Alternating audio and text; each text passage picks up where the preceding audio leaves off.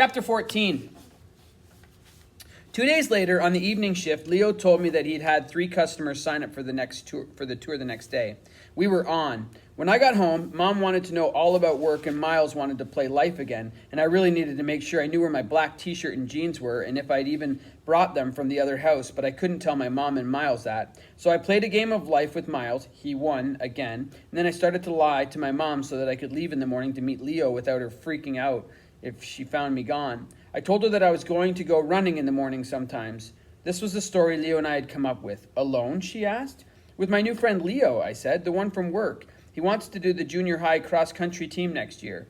You're spending a lot of time with him, she said. I know, I told her. I'm glad I found a friend so fast. It makes everything more fun. She smiled. What's his last name? Bishop, I said.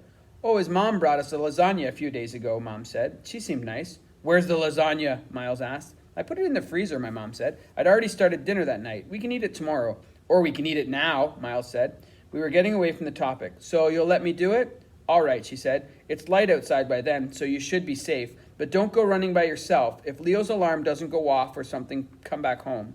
Thanks, I told her. When I went upstairs to go to bed and turned on the light in my room, the diamond panes reflected back at me. I found my t-shirt and jeans. I opened the window and looked out. No bird. Then I saw something on the windowsill, a small screwdriver, the kind of thing Ben would have liked. He never really played with toys, but he liked other random things, stuff that was pretty or had a certain weight to it or interested him in some way. A few of his favorites included a wire kitchen whisk, a bracelet with a round, smooth piece of turquoise in it that he'd taken from my mom's jewelry box, and a folded-up pamphlet from the mountain resort where he did special needs ski lessons in the winter. We called the random stuff he liked fidgets. He carried them around and flipped them back and forth in his hands to calm himself when he felt nervous. He took fidgets with him everywhere. I knew he'd probably had some with him in the car when they'd had the accident, but I never asked. I didn't go in his room after to see which ones were missing. I held the screwdriver for a minute. It had a black handle and a silvery point. How did it get there? Had my mom been fixing my window? But there didn't seem to be anything wrong with my window, not earlier when I'd opened it, and not now. I climbed into bed and put the screwdriver under the pillow. Outside, I heard the wind in the trees and the rasping sound of my mom sanding boards for the deck. I thought about Lisette Chamberlain and the secret tunnels. I tried not to think about Ben, of course. I did. For years, I had been Ben Lee's older sister. People always thought they knew Ben, but they never really did.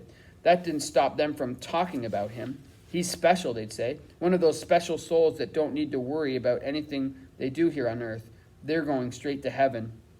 Or, he's here to teach us to be more like him. Someone told me that they used to take away people like Ben. My grandma's sister was like that, my friend Casey from church once said. And they took her sister to this place, like a hospital. My grandma hardly ever saw her after that. My mom says, you guys are so lucky that we live now. And I guess that was right, but it also seemed to me like people who said Ben was special and had no worries were as wrong as the people long ago, but in a different way. Because that's crappy. What if this life was all Ben got? People said he was sweet and special, and he was, but he was also sad and angry, more than most people. He cried. His own body seemed to feel weird to him sometimes. He would jump and move like he wanted to be free of his skin. I could see him looking at us like, get me out of here, and we were never sure where to take him. You can't take someone away from their own body, and that seemed unfair. Would God really do that to someone so other people could feel like they were learning important lessons in the few minutes they spent with him? He's healed now, they said at the funeral. He has his perfect body. Think of how happy he must be in heaven. I hated the funeral so much. They were so sure, and I was so not sure. And such a blessing that Ben and his father are together, someone else said. Together when it happened, and together now. Up there waiting, the two of them. And that stuck with me because if there was anywhere in the world Ben hated, it was waiting rooms. This was because usually scary or painful or stressful things happened to him after he'd been in a waiting room. Someone would do a blood test to make sure his medication wasn't giving him diabetes, or he would be going to another new doctor who might be able to tell if he had something wrong with his digestive system, or another one to see if there was something wrong with his skin. Ben wasn't bad in the waiting room. It's not like he threw tantrums or anything. He was just anxious. Walking, jumping, talking loudly, looking around, wondering where the danger was and what people were going to do to him. So that was how I started picturing Dad and Ben in a waiting room with beige chairs and a TV on the wall that showed a Disney movie and a carpet that looked like it had bits of crayons in it, but it was really colored dots they'd put in the pattern for some reason. Maybe for it looked like fun.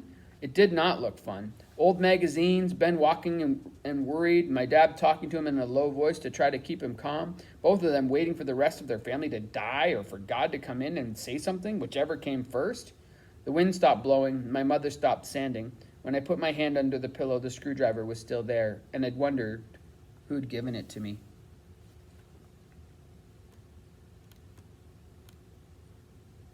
Chapter 15. I couldn't tell if our first tour customers were crazy or not. There were 3 of them, all old ladies, and they had on pink shirts and Lisette Chamberlain's face silk screened on the front. I like that we're doing this at dawn, one was saying to the others as Leo and I came up to them. It feels more sacred. Hello, Leo said, and they jumped as they turned around. We're your tour guides, he said. Are you ready to begin? You're both kids, one lady said. She had gray curly hair, another one had white curly hair, and the third had a sleek red bob. The redhead looked sassier than the other 2, or maybe it was just the hair. I've always wanted red hair. Yes, Leo said, we are, but I know everything there is to know about Lisette Chamberlain.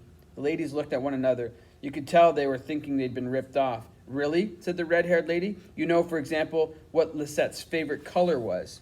Purple, Leo said smoothly. She always joked in interviews and said it was gold to match the Oscar she'd someday win, but it was actually purple.